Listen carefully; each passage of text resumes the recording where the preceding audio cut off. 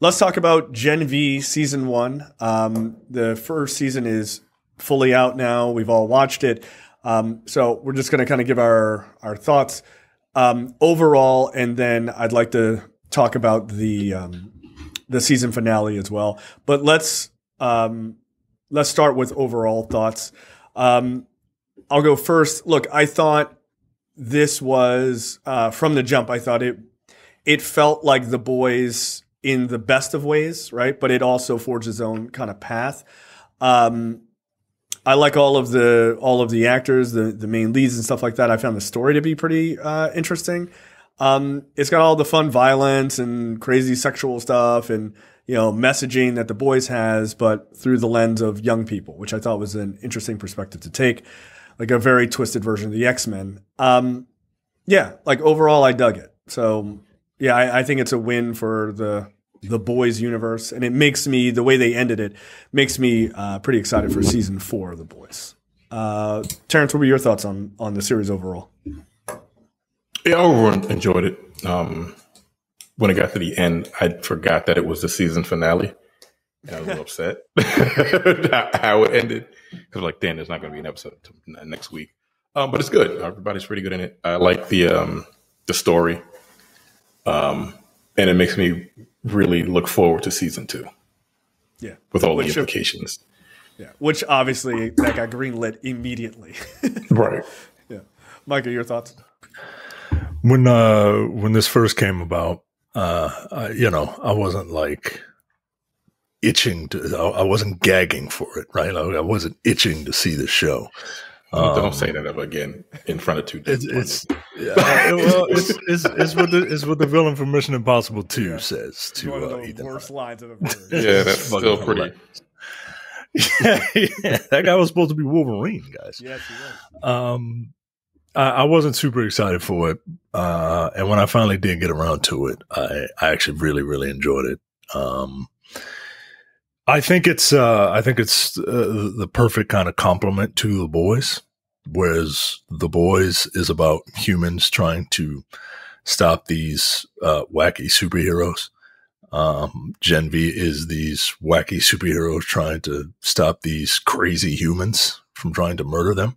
So it gives you a very good both sides perspective for this conflict. And this conflict could be a metaphor for, almost anything, right? Like you can, that's the genius of this, is that you can extrapolate what this is what good art does, right? Like you can extrapolate and kind of piece together what you think, like these, like in Gen V, these superheroes feel like minorities, right? Like, and like very much so in certain cases, right? And their persecution, right? In The Boys, the superheroes feel like fascism. Yeah, they're supremacist, if anything. Right, exactly. And it's very unique because, like, yeah, they're all superheroes, but like some of them aren't fascists, right? And some of them, and hey, here are these humans, right? Like here's Huey. Huey seems like a normal guy trying to do the right thing, but here's Billy and I forget the woman's name in his analog in Gen V, who's like, no, that nigga, that motherfucker killed my family, yo. Like they all gotta go, right? Right. Like it's, the show's really good, man, and they're really good together, which is something that I'm not used to seeing in spinoffs. Usually spinoffs, it's like Cosby Show in a different world, right? Like never the two shall meet, right? Like but no, like, and the implications for the last episode. I mean, yeah, everyone loves Homelander, but like nobody gets him. But that's really the problem. He's my favorite. He fucking shouldn't be. He's quite literally portrayed as a man baby. Okay, like he's drinking from bottles. He's drinking breast milk from bottles. He is literally a man baby, and you don't get it. But I all connect right, with him. Okay, That says a lot about you. Yeah. A lot about you. May I suggest going to betterhelp.com? Like Jesus Christ. Like it is. So let's talk about the season finale, because it's it is definitely worth digging into. Look, and so if you haven't seen it, we're gonna talk spoilers. Okay, so I apologize if you haven't seen it. Just fast forward a bit. The implication of Homelander showing up in the midst of the superhero kids, or these powered kids just murdering every human on campus, is interesting, because he shows up in a way where he says the line, which I thought was really good. What kind of animal are you? He says to the lead, and she's like, what? Like, because she looks up to him. She thinks she's naive about Homelander, like everyone else who isn't like basically the boys in the season, right? There's very few people who really see him for who he is. And he just blasts her because he's like, you're attacking your own kind, as she, mistakenly blows off that one girl's arm, but she kind of deserved it though. And so it's interesting because he shoots her, he lasers her or whatever, and she clearly lives. But that's not what Homelander would do. He would have just killed her. But he didn't kill her. So like, did Homelander think she was dead and then she survived because of her powers, and he let the other characters that were associated with her also live because he doesn't want to hurt other supes? Like, or does he realize he's like, or is that his arc in the next season? Is he's trying to manipulate like public perception of him, right? Like, so it's interesting. You don't know where he's going. I think that's it. I think he needs a scapegoat. And you saw in that last scene, the Guardians of Godolkin were, the rogue girl, or like the chick that can make you do whatever, and Patrick Schwarzenegger's brother.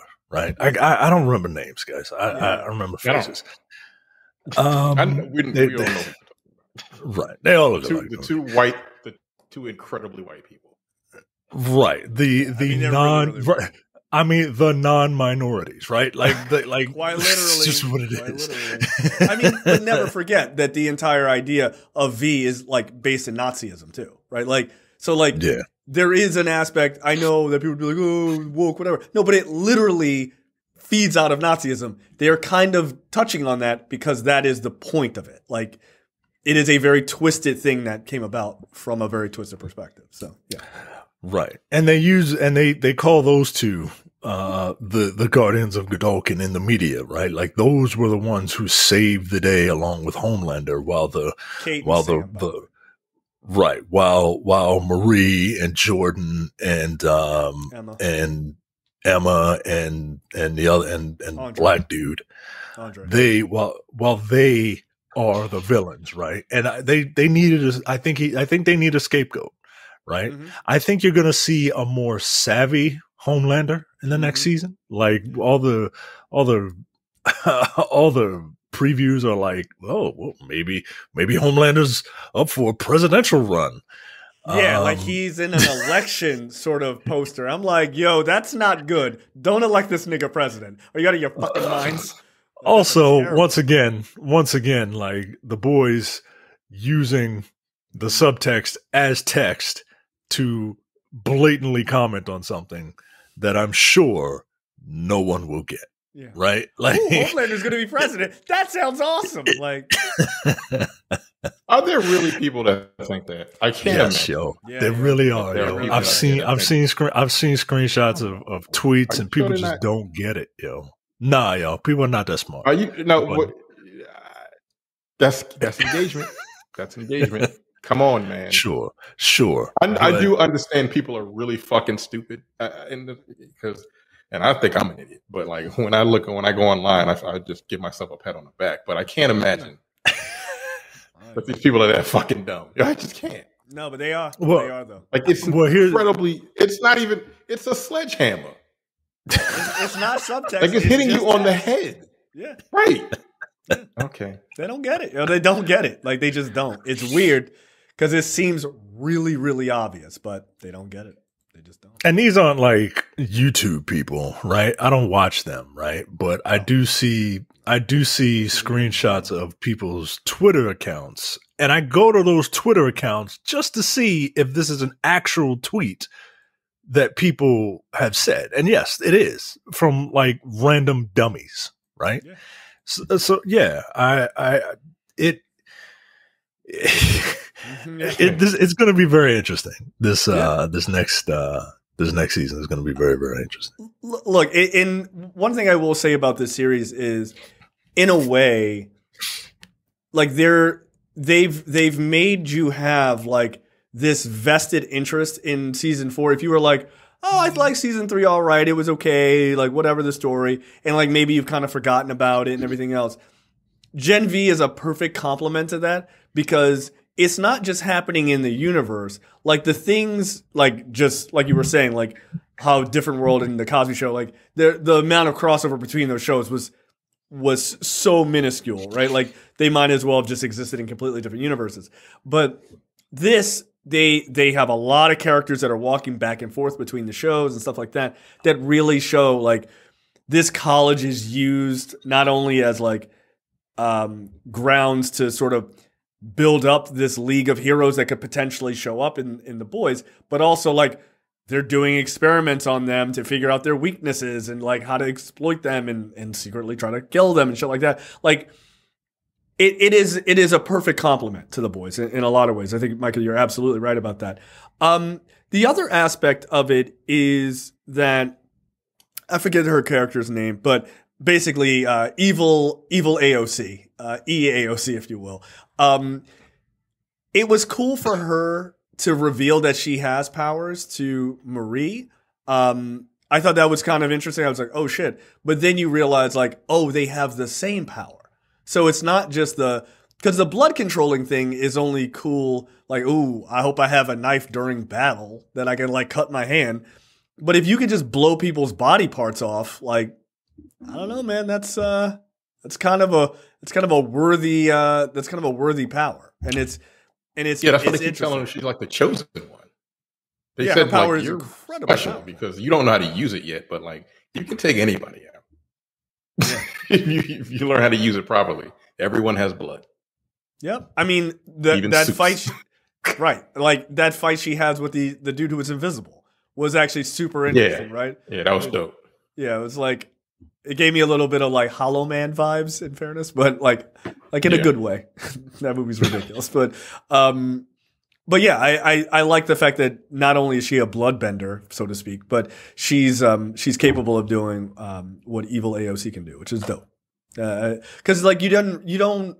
At least I didn't realize that was actually evil AOC's power. I thought she could just like kill people, randomly. I didn't think about the idea that it's actually controlling the blood is what she's able to do. So it's cool to kind of get more details on her power through somebody else. Like that's fascinating. So yeah. So there you go. Season 1 of Gen V on Amazon Prime. Look, if you haven't watched it, you should. Especially if you love the boys. It feels like an easy thing to recommend.